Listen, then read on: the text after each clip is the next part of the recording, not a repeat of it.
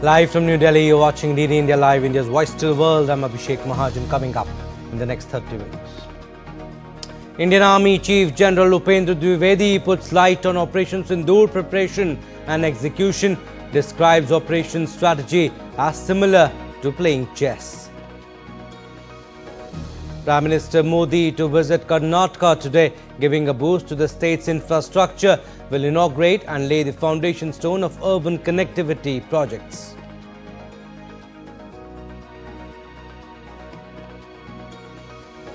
Ahead of Trump-Putin meet in Alaska on Friday, Vance and Lammy host Ukraine talks, while EU leaders stress need to protect Ukrainian security interests. And wildfires rage across southern Europe amid record temperatures, with thousands under evacuation orders.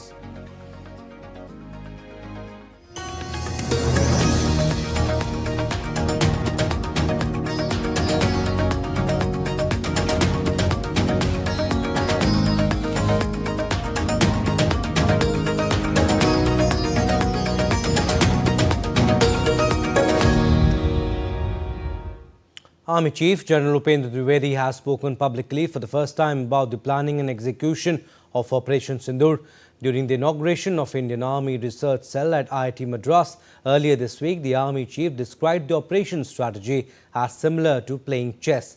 He said Operation Sindoor operated in a grey zone, unpredictable and just short of a full conventional military engagement. And of Sindoor, what we did, we played chess. Now, what does it mean? It means we did not know what is the next move the enemy is going to take and what are we going to do. This is something we called about the grey zone. Grey zone is that we are not going for the conventional operations, but we are doing something which is just short of the conventional operations. Conventional operations means go with everything, Clausewitzian approach. Take whatever you have. And if you are able to come back, it's okay, otherwise stay there. But that is the thing which we talk about, the conventional approach. Here the grey zone is any activity which is taking place in all domains. That is something which we are talking about, and Op Sindhu taught us that this is the grey zone. So we were making the chess moves. He was also making the chess moves. Somewhere we were giving him checkmate, and somewhere we were kind of going in for the kill, at the risk of even losing our own, but that's the way life is all about. And General Dwivedi said planning began on 23rd April when the three service chiefs and the Defence Minister Rajnath Singh agreed that decisive action was needed. 22nd April, you are aware what happened in Pahalgam, and it actually shocked the nation. 23rd is the time when next day itself, we all sat down. And this is the first time which RM has also said, I think enough is enough. And all the three chiefs were very clear, something has to be done. And the free hand was given, of course, that you decide what is to be done. And that is the kind of a confidence with the political directions and political clarity for the first time we saw. And that's what made a difference, because we want to do a lot, but that kind of hand-holding and kind of free, no terms of restrictions, if I can say that. And that is what kind of raises up your morale. And that is how it helped our army commanders or commander-in-chiefs on ground to kind of act as per their wisdom. Now, Air Chief Marshal Amarpreet Singh on Saturday said that India shot down 5 Pakistani fighter jets during Operation Sindoor. Apart from the 5 jets, 1 large airborne early warning and control or early warning aircraft was also destroyed. IAF Chief also called S-400 a game changer. In a decisive military and intelligence-led campaign, India launched Operation Sindoor on May 7th in response to a heinous terrorist attack on April 22nd that shook the nation. India's response under Operation Sindoor was precise.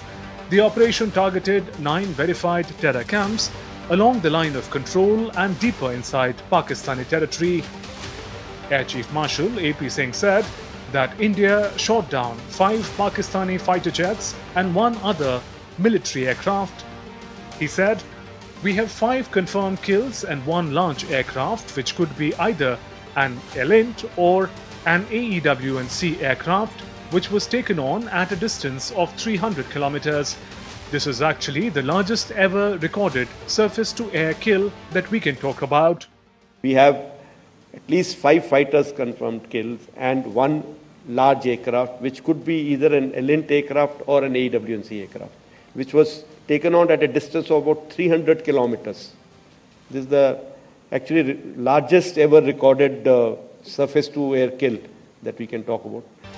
Calling S-400 a game changer, Indian Air Chief Marshal also said that Pakistan was unable to penetrate the surface-to-air missile system. He said, "Our air defense systems did a wonderful job. The S-400 system, which we had recently bought, has been a game changer. The range of that system has really kept their aircraft away from their weapons like long-range glide bombs that they have. They've not been able to use any of those because they've not been able to penetrate the system." India's Defence Minister Rajnath Singh, during a debate in Parliament on July 28th, termed it a tactical strike against state-sponsored terrorism.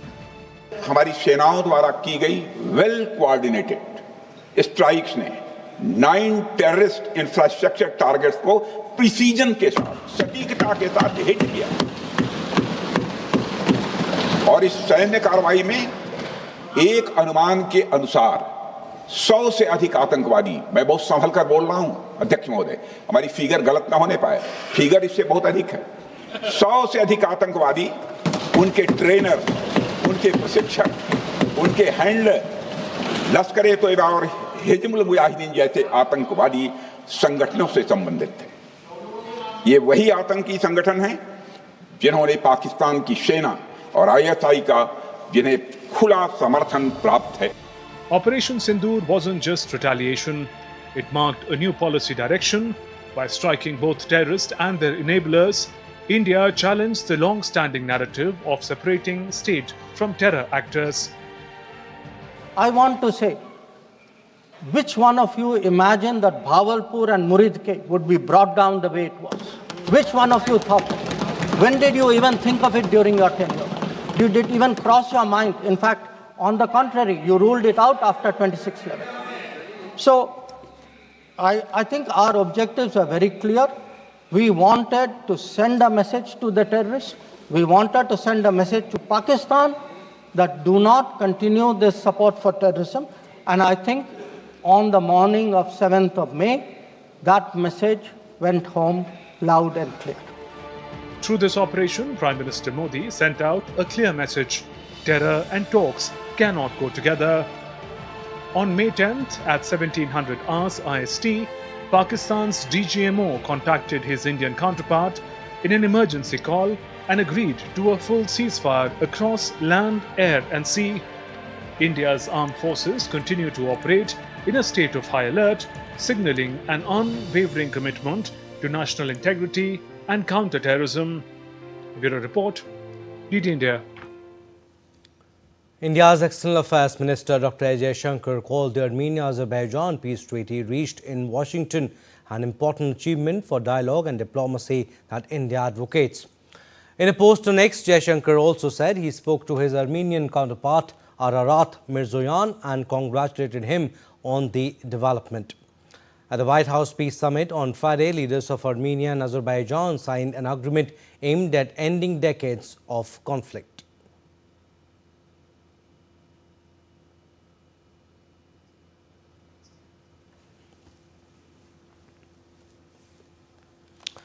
Prime Minister Narendra Modi will be in Bengaluru on Sunday to flag off the Bengaluru-Belagavi Vande Bharat Express and inaugurate the Yellow Line Metro to Electronic City, marking a major boost to Karnataka's rail and metro connectivity.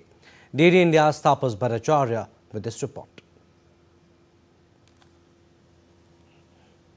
Bengaluru is set for a double boost in connectivity this Sunday. Prime Minister Narendra Modi will be in the city to flag off Karnataka's 11th Vande Bharat Express, connecting Bengaluru and Belagavi. The high-speed service will slash travel time, bringing comfort and reliability to passengers commuting between North Karnataka and the state capital.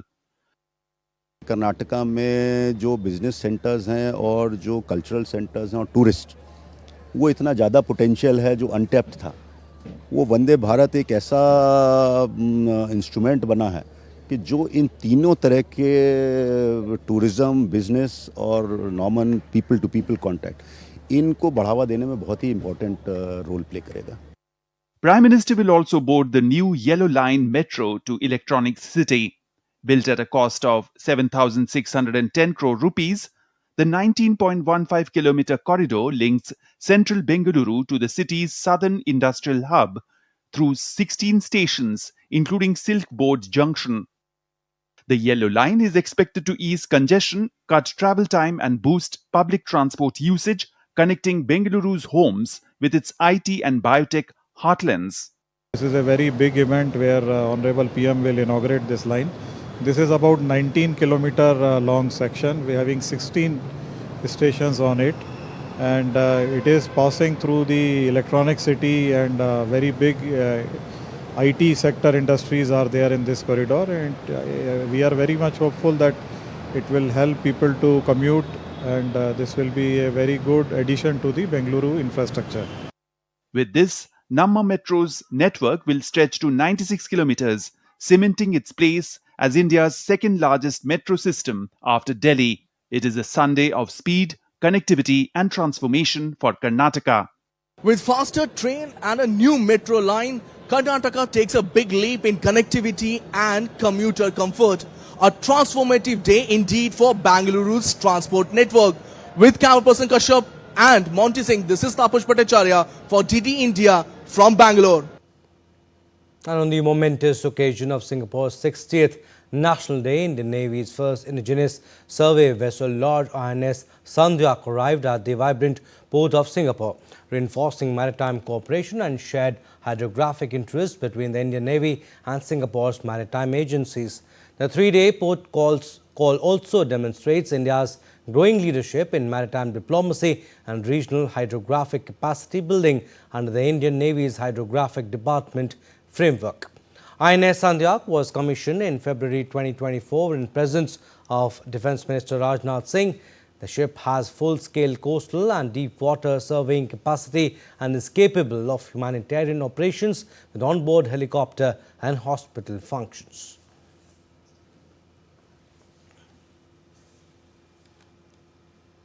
India marks World Biofuel Day, showcasing its rapid strides in clean energy. Ethanol blending has jumped from 1.5% in 2014 to nearly 20% in 2025, cutting emissions, boosting rural incomes and saving Rs 85,000 crore in forex. DD India's Tapush Bhattacharya has this report.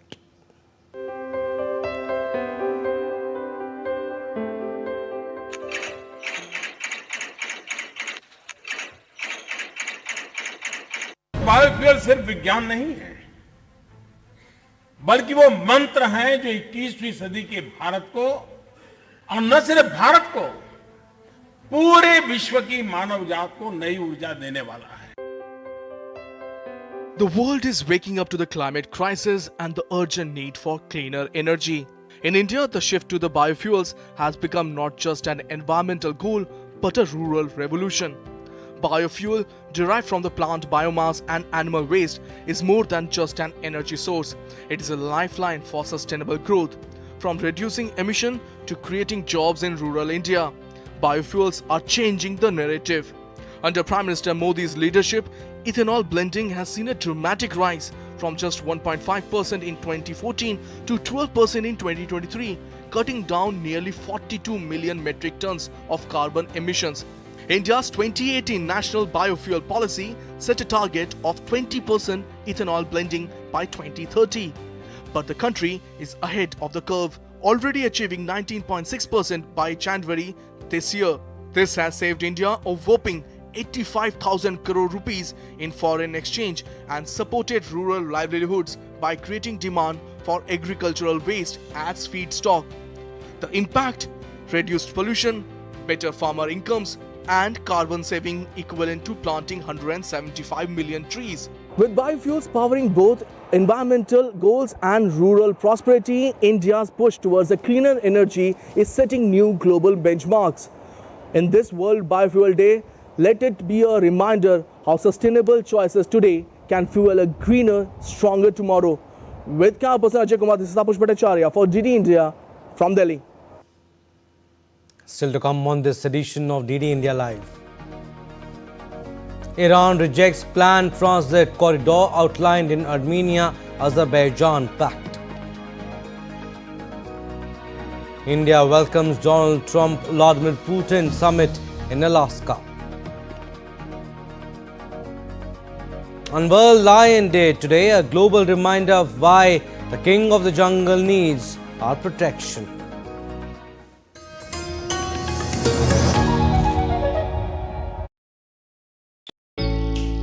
Jharkhand will mesmerize you with majestic nature, rich heritage and colorful culture. Hello. Johar. It fits perfectly. Thank you. Full workout हो गया. Ready?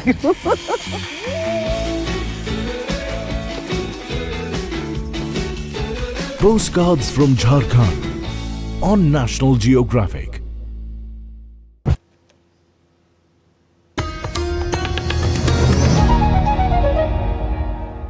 Welcome back. You're watching DD India Live. I'm Abhishek Mahajan. Some more stories.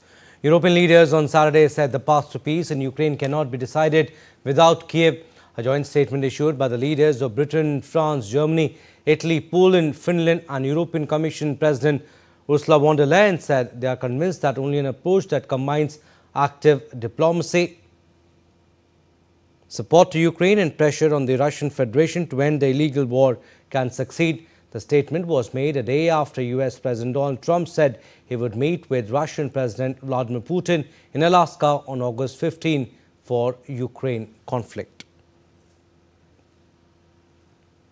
Now, British Foreign Minister David Lammy and US Vice President J.D. Vance met Ukrainian and European allies in Britain on Saturday to discuss Ukraine peace talks. Lammy and Vance met with head of the office of the President of Ukraine, Andrei Yermak, and Secretary of the National Security and Defence Council of Ukraine, Rustem Umerov. British Prime Minister Keir Starmer also spoke to Ukrainian President Volodymyr Zelensky ahead of the security meeting to discuss Trump's proposals for peace ahead of talks with his Russian counterpart in Alaska next week. And President Zelensky said on Saturday that the meeting of security advisors from Ukraine and its partner countries in Britain was constructive, adding that Kiev's arguments were heard and taken into account. He reiterated that the path to peace for Ukraine should be determined together and only together with Ukraine. Були перемовини безпекових представників Сполучених Штатів Америки та Європи.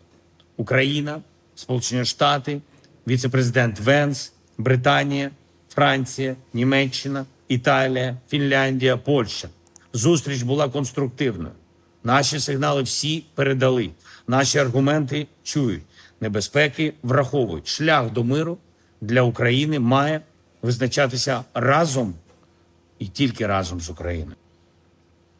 While India has welcomed the understanding reached between the US and Russia for the meeting in Alaska on 15th August, MEA said in a statement that the meeting holds the promise of bringing to an end the ongoing conflict in Ukraine and opening up the prospects for peace. It added that, as Prime Minister Modi has said on several occasions, this is not an era of war, and so India endorses the upcoming summit meeting and stands ready to support these efforts.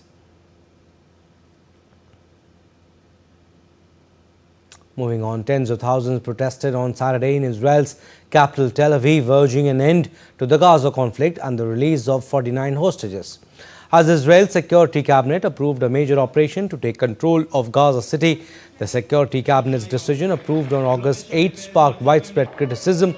As nations push for sanctions against Israel, Prime Minister Netanyahu insists the goal is to dismantle Hamas and not to occupy Gaza amid rising international tensions.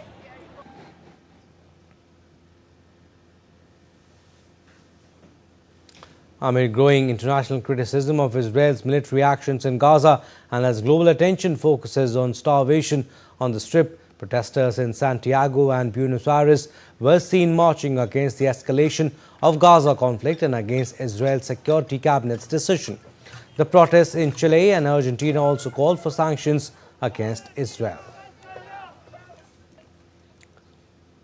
Now, Iran on Saturday vowed to block the Trump route for international peace and prosperity or TRIP, a US brokered corridor through Armenia linking Azerbaijan to its Nakhchivan exclave and Turkey aimed at boosting regional trade.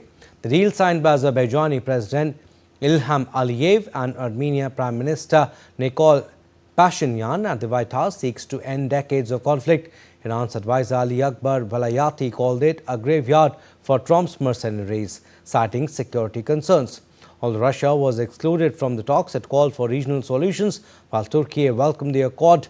Unresolved details, including Armenia's constitutional amendments, may hinder lasting peace. Now, firefighters battling a forest fire in southeastern Greece face a rapidly spreading blaze that is threatening homes in the towns of Keratie and Palaya Fokaya, about 50 kilometers southeast of Athens. At least one person died and homes and farmlands were destroyed on Friday as wildfires stoked by gale force winds broke out across Greece from near the capital to regions around the historical site of ancient Olympia. Greece and other Mediterranean countries are in an area dubbed a wildfire hotspot by scientists, with blazes common during hot and dry summers. These have become more destructive in recent years due to fast-changing climate, prompting calls for a new approach. A wildfire in the southern French prefecture of Aude is not expected to be under control until late Sunday, the regional chief firefighter announced. The fire, which began Tuesday, is one of the largest recorded in France since 1949. Spread around 40,000 acres, has led to one fatality. The injury of 19 firefighters and 6 civilians and dozens of homes have been destroyed. French authorities have attributed the fire to the impact of climate change. An orange heat wave warning, the second highest warning level that encourages people to remain vigilant, is in effect for the department until midnight on Sunday. Wildfires also raging in Spain. More than 100 members of Spain's military emergency unit joined firefighters to put out wildfires. Dozens of residents were evacuated as fire tore through 650 hectares of land. Europe is facing a new August heat wave and concerns continue to grow over the impact of global warming, leading to extremely dry conditions in forests and bush areas. All right, sports updates now. We'll start with chess updates from round 3 of the Chennai Grandmasters 2025. Top seed Indian chess Grandmaster Arjun Erigaisi produced a clinical performance to beat America's Ray Robson in the only all-Indian clash in the main draw, with the Gujarati edged out Nihal Sarin in an exciting encounter. For Gujarati, it was third time lucky as they finished on the winning side after coming close in the first 2 rounds. Meanwhile, V. Pranav produced a commendable performance as he held higher-rated Anish Giri to a draw with black pieces. On World Lion Day, India celebrates a roaring success in conservation. Gujarat now hosts 891 Asiatic lions, a 32% rise since 2020. With expanding habitats and growing numbers, the lion's comeback is one of India's greatest conservation successes. DD India's Tapas Bhattacharya with this report.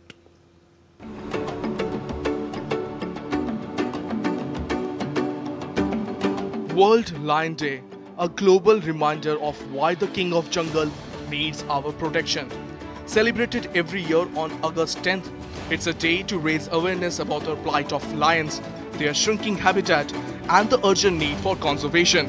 For India, it is also a moment of pride because the Asiatic lion, once on the edge of extinction, is roaring back. According to the latest 2025 census, Gujarat is now home to 891 lions, a remarkable 32% jump since 2020 and a 70% increase in just 10 years. Recently, we have done the Asiatic lion population estimation, and as per that latest estimate, there are 891 Asiatic lions in the Gujarat state. And for the conservation of Asiatic lions, we do a lot of conservation and management activities in the landscape. As part of the activities, we celebrate the Asiatic World Lion Day celebration in the Asiatic lion landscapes, and it is celebrated on 10th August every year. And in India, we started from 2016 onwards, and first year we did in 3 districts, and lions were last located in Barda in 1879, and now they have again recolonized the area in 2023. So that's an amazing conservation success story. And if you see the Asiatic lion population also, that has been increasing constantly, and that's really a positive and one of the conservation success story about the big cats in the world. From just a handful in the early 20th century to nearly 900 today, the story of Asiatic lion is one of India's greatest conservation success. But the road must not fade. Tapush Bhattacharya's report, DD India. Well, that's all we have in this edition of DD India Live. But do let us know your thoughts on the news of the day. For those on the go, you can get all the latest news and updates from India and across the world on DD India mobile app. The app is available on both Android and iOS platforms. Scan the QR code on the screen to download now.